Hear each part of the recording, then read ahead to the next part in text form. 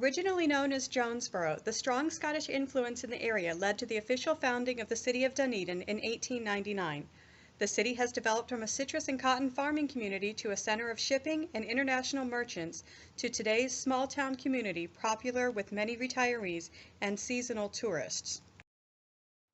Main Street runs through the center of the city and the Pinellas Trail routes through downtown, making it easily accessible to pedestrians, bicycles, individual vehicles, and public transportation.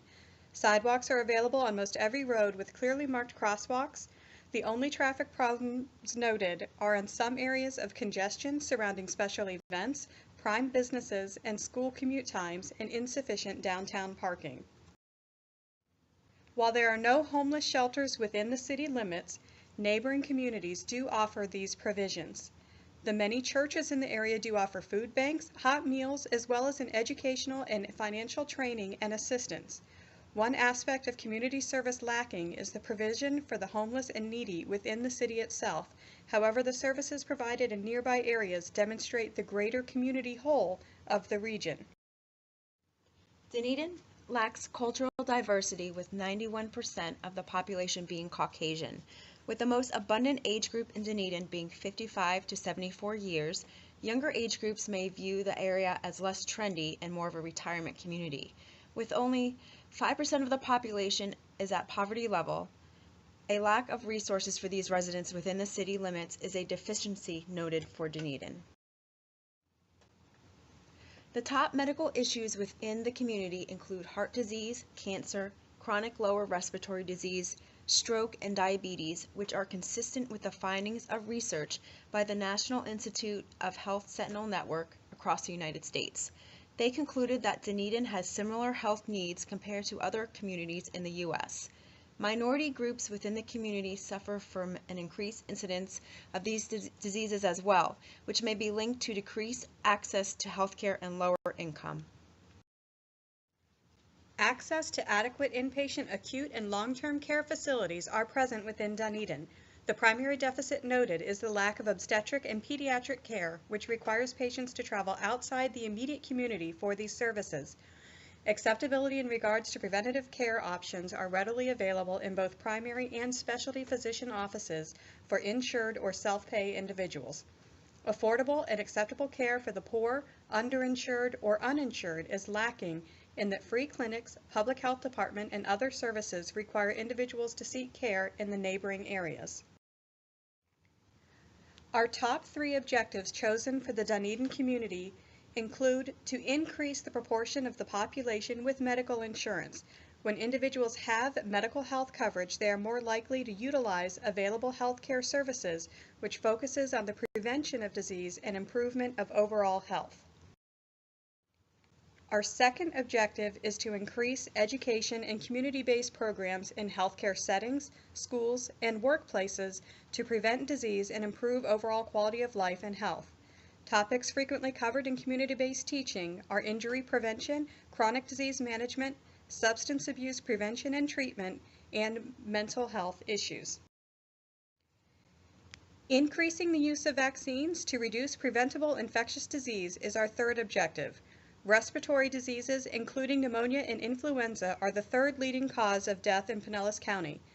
Preventable infectious disease is not only a local health concern, but a humanitarian and security concern on a global level. The regional water system is unique in that it combines groundwater, river water, and desalinated water supplies. Dunedin offers reclaimed water in addition to a more than adequate clean drinking water supply. The City of Dunedin began their voluntary recycling program in 2012, with every household being provided a 65-gallon recycling cart with free curbside collection. The City of Dunedin is certified as a green local government and has achieved the highest level of certification of any city to date, and has joined the EPA's WasteWise program to demonstrate their commitment to conserving natural resources and protecting the environment.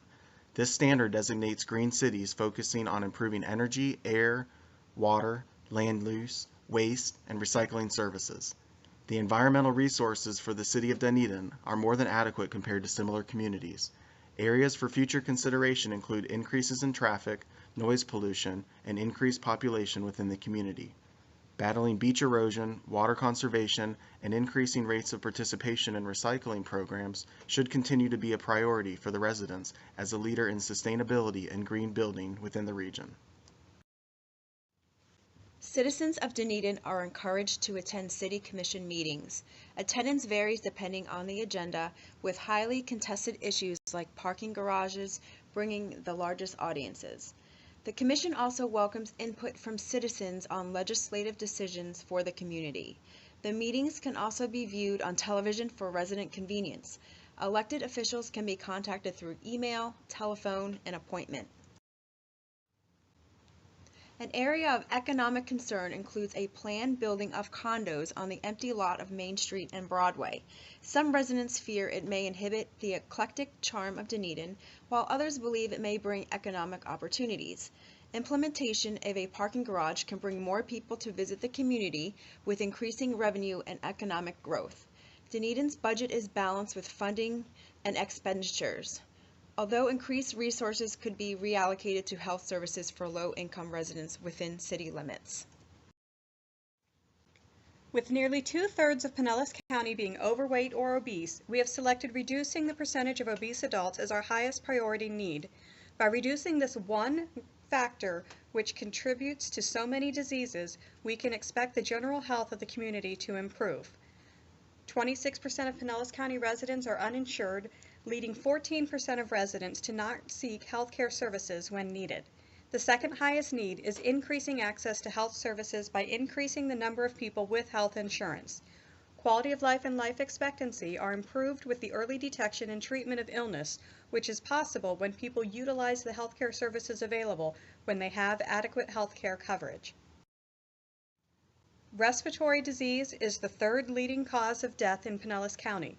Properly identifying and immunizing appropriate individuals to reduce the occurrence of these preventable diseases, such as pneumonia and influenza, are consistent with the emphasis on preventative medicine and health improvements identified by Healthy People 2020.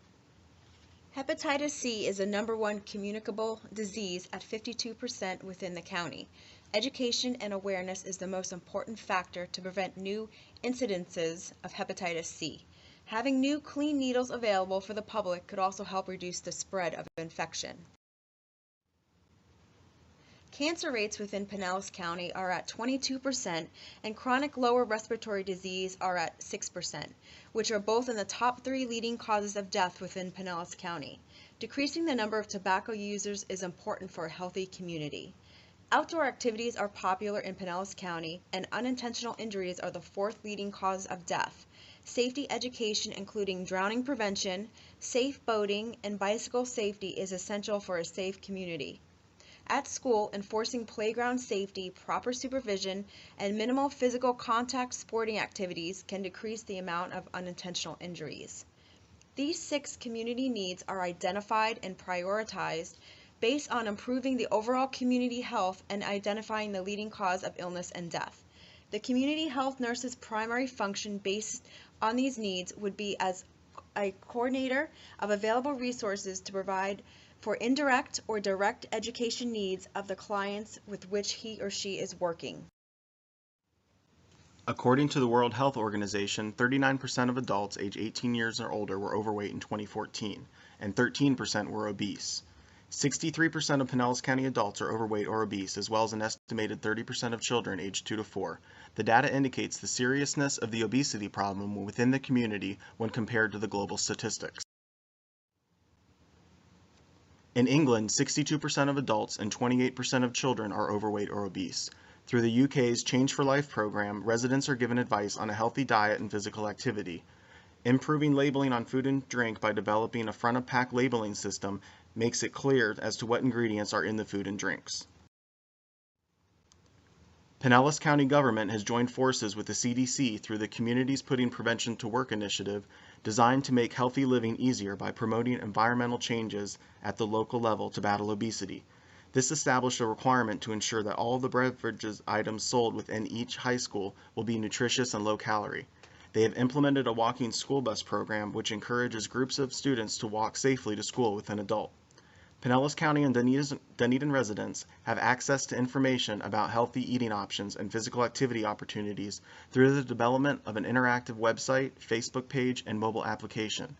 These digital tools promote healthy restaurants, farmers markets, and free recreational activities and resources to inspire residents to adopt healthy lifestyles. The community health nurse should educate patients on the importance of a healthy diet, adequate physical activity, and perform preventative health screenings. The nurse can advocate for more funding to bring awareness and programs to battle obesity within the community. Nurses can take action to become more informed about obesity and to position themselves as role models and educators for their community. This concludes our community analysis of Dunedin. Thank you.